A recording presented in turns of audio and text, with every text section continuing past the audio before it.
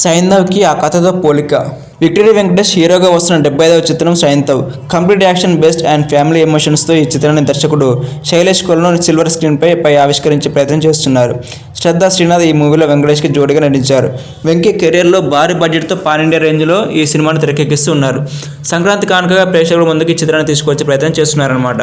ఈ మధ్యకాలంలో విక్టరీ వెంకటేష్ ఏడాదికి ఒక సినిమాని చేస్తున్నా కూడా చాలా సెలెక్టివ్ కథని మాత్రమే ఎంపిక చేసుకుంటున్నారు. వాటితో సక్సెస్ కూడా అందుకుంటున్నారు.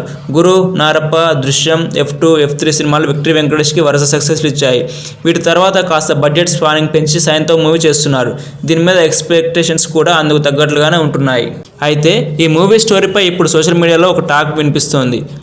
ఈ మూవీలో వెంకటేష్ కూతురు అరుదైన వ్యాధితో బాధపడుతుందట. దానికోసం 15 కోట్లు విలువ చేసే ఇంజెక్షన్ అవసరం ఉంటుంది. ఆ ఇంజెక్షన్ విలువకి కూడా కావాల్సి ఉంటుంది.